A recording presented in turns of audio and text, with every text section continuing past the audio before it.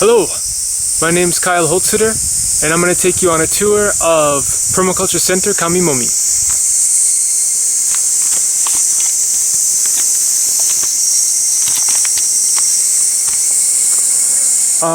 We just got onto the property this spring, and it'd be difficult for you to know, but when we first came here, this was basically all overgrown with weeds and full of trash and old farm equipment.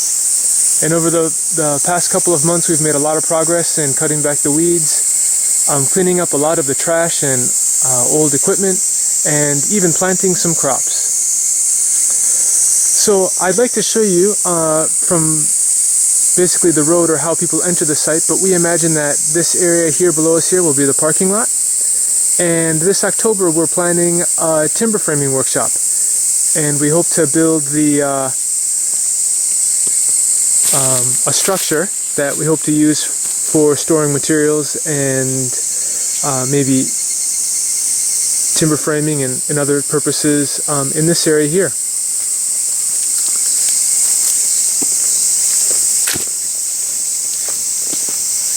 On our right is a prehab building that we're using now to store materials. Oh, let me introduce you to Soro-kun.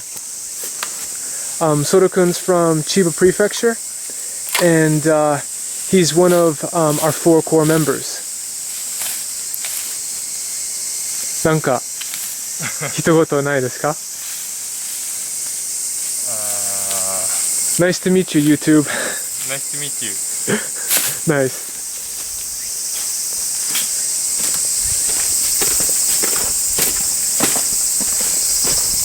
This building here is our tool storage shed. Our plastering and woodworking tools are kept in here, and most of the the daily, everyday used tools are in this area. This old kerosene tank is going to make a great wood boiler. We're going to build a rocket stove under here and put in a coil through the tank as a heat exchange, and that's going to make a great boiler.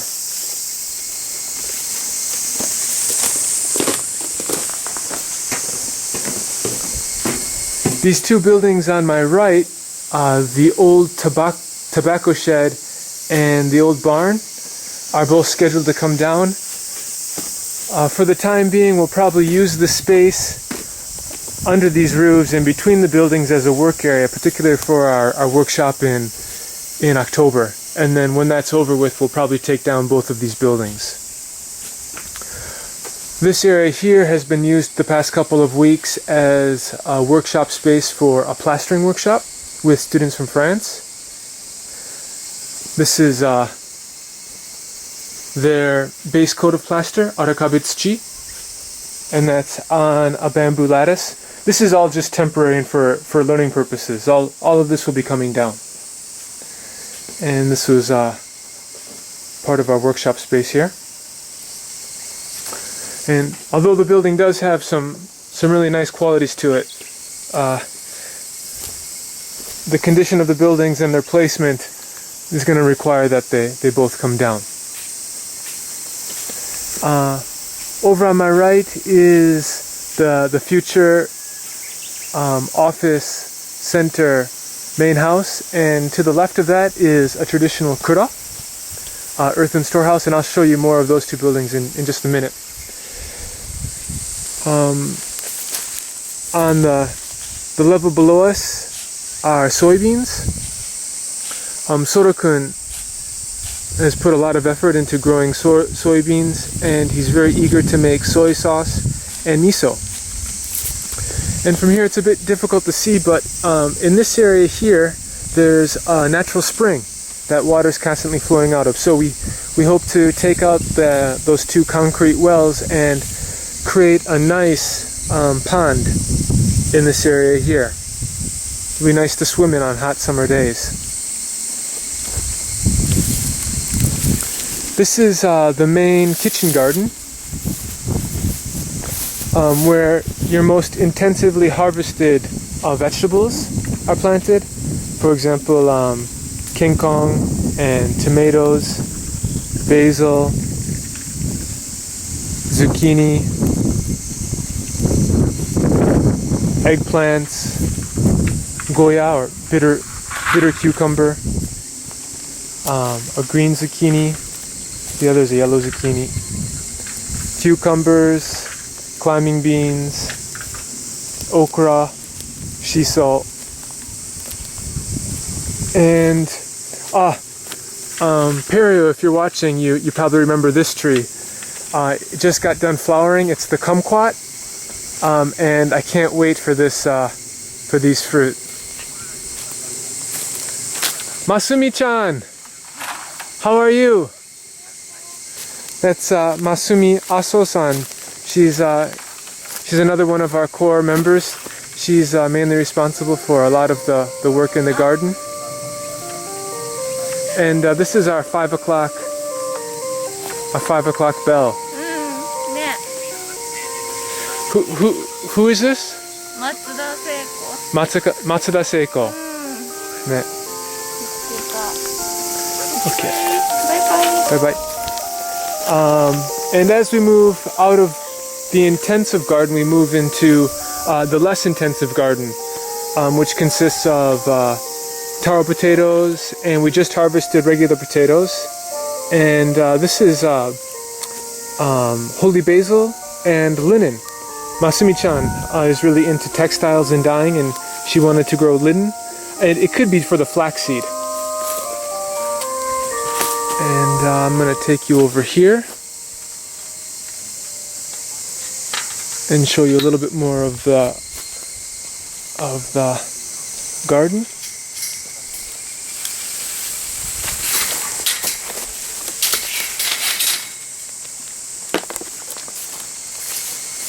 So these are azuki in Japanese. It's a red bean. On our right and on our left is Japanese wata, Japanese cotton.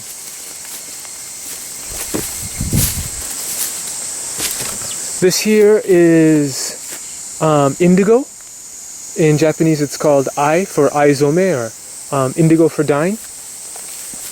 Again, Masumi-chan's project. And these are some sweet potatoes. These are some mini tomatoes. Climbing beans. This is egoma. I'm not sure what it's called in English. It's related to shiso, and in Korea they eat it. They eat the leaves pickled in soy sauce.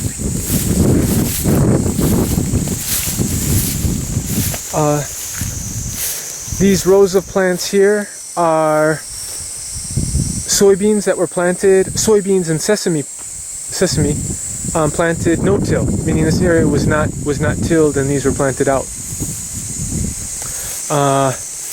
And we need to get in here and cut some of the weeds, as you can see.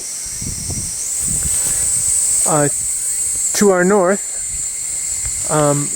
back towards the mountain, is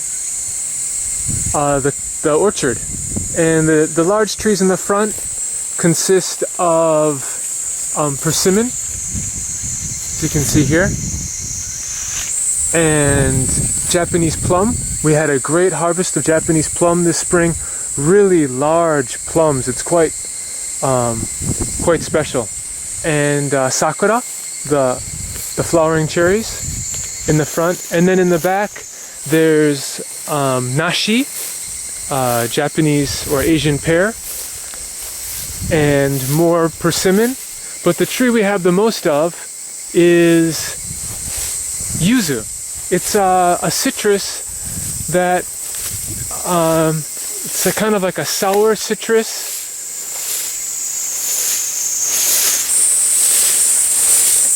Here's some of the yuzu. Maybe, I guess it would be kind of like a lime, I guess. And we've got a lot of these trees, and so we expect to get quite a good crop from them.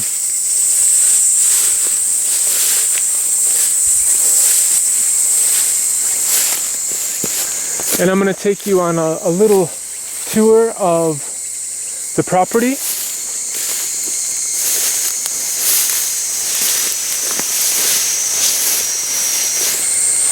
The property altogether is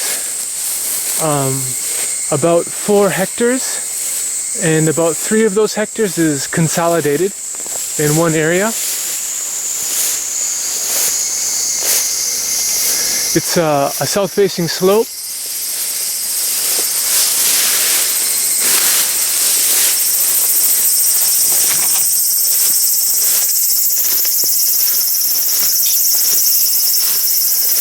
And this is the level of the property that the main well or the main spring is on. You can see that there's water flowing here. This is from the main spring. You see here, we need to really clean up this area, but that will be the next phase as we start to develop the house. We'll reform the house.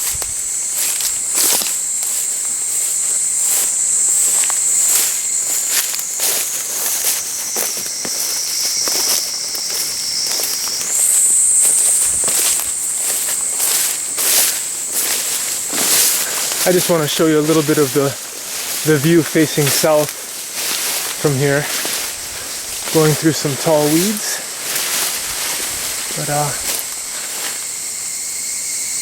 that's the view over the orchard.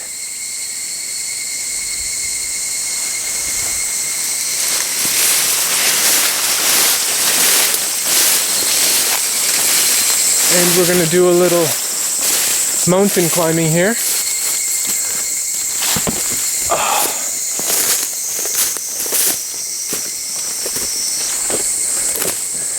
And now we're into a little plantation forest.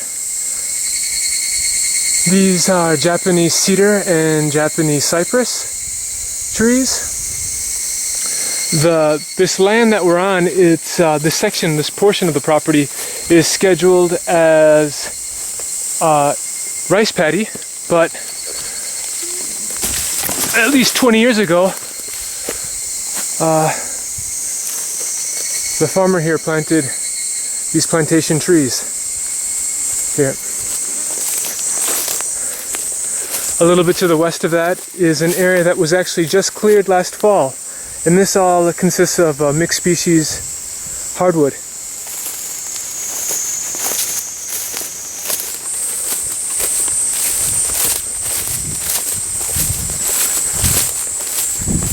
And if we go a little bit higher on the property again,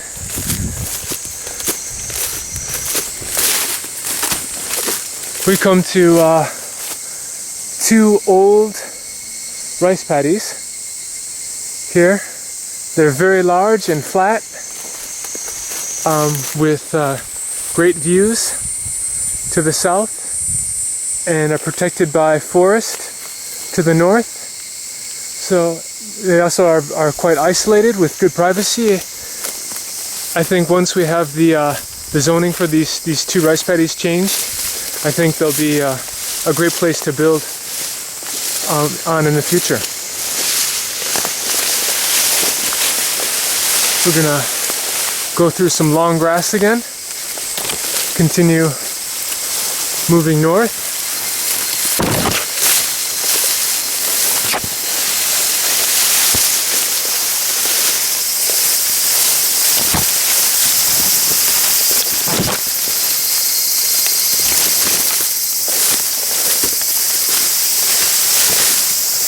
And we just left the rice paddies, and now we're gonna go through kind of a mixed species natural forest that was probably maintained for firewood in the past, and that's how it'll probably continue to be used. And then we come out to this path here that runs through the property. And on the south side of this path are the mixed species hardwoods, and to the north side of this path is plantation forest of cedar and cypress. And not all of this area, but 3 large sections of this plantation to our right are a part of the Permaculture Center. In fact, if you look here, you can see a difference in the size of the trees on our right and on our left. You can see that the trees on our right are much larger than the ones on the left. This is one of the property lines of the Permaculture Center. The trees on the left are not a part of the center, and the trees on the right are. And actually this is, maybe 20 or so years of plantation forest. Before that, this was vegetable gardens and tobacco, apparently, according to the older people in the community. And this is a nice flat area here. Could be a nice cabin spot in the future.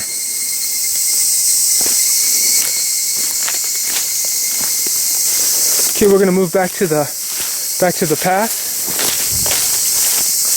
and walk back towards the house. On our right is the mixed species hardwood, and on the left mainly plantation of cedar and cypress.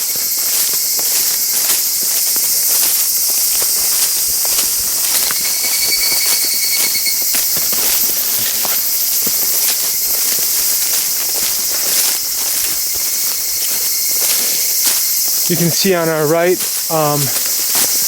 there's some bamboo, and for probably about the next 20 meters there's a lot of bamboo.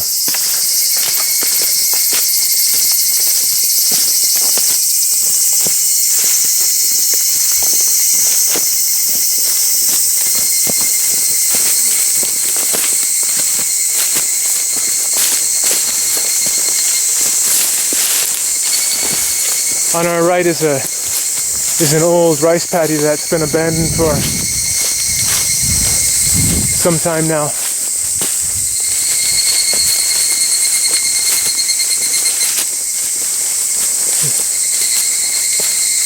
This is our bamboo grove, and I'm not sure what the species of bamboo here is, if it's moso or madake. I know that the walls of the bamboo are thicker than generally what's found with madake. So I'm thinking either moso or another species.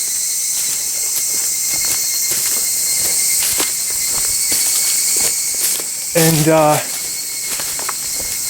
here we have logs for shiitake. We had a really nice crop of shiitake this spring, and about a 500-liter water tank that the previous owner used to hold water, and this would flow by gravity into the house. And here we have a couple of big, looks like cypress. This is a cypress tree, and this one looks like I can't tell, but looking at the bark it looks like cedar. A couple of big trees that we'd like to take down,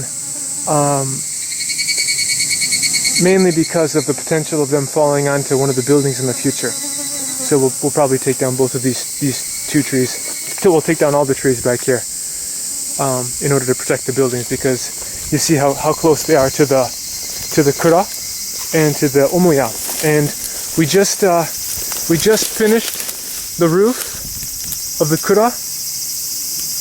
It's got a new roof on it, man. That building is happy, and this is what will become the office and main center and potential home. This fall, once we got things under control, Soro-kun and I will redo the ridges on these roofs. You can see that there's a tree actually growing out of the ridge of the roof, but the tile roof should last probably about another 10 years.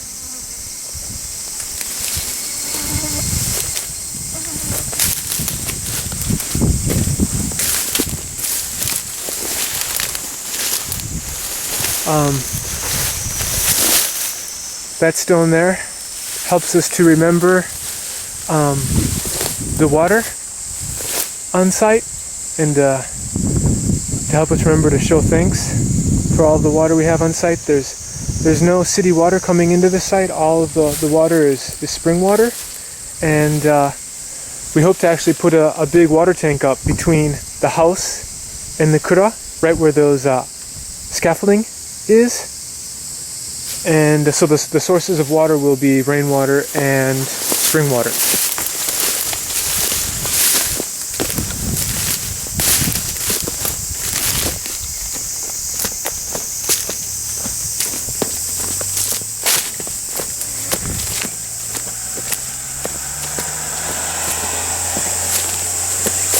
And you see here the back of the barn. It's an old thatch barn that's covered with aluminum siding or aluminum roofing, and the old tobacco barn. And both of these buildings will come down, and it's quite actually interesting geographically, because we have three heights here. We have the ground level of these buildings, the first floor, and right now we're at probably the second floor, or what would be the attic space for this house. And when these buildings come down, we'll be building a building here, and it'll be interesting how that building has to tie in with these different levels. And also, we think it might be neat to actually set up parking here for at least one car. So this would be how you would enter or how we would enter the site. And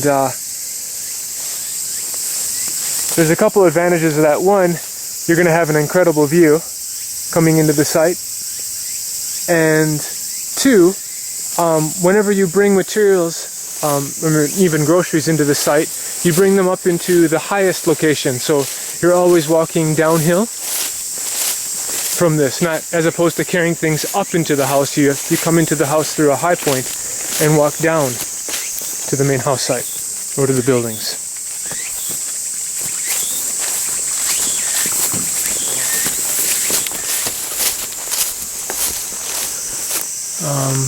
These buildings on our left will be coming down, and this is the house on our right.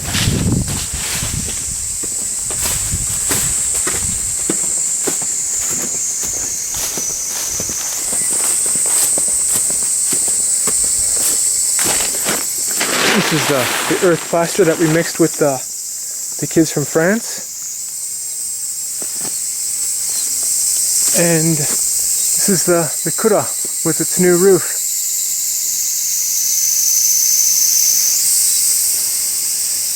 Okay.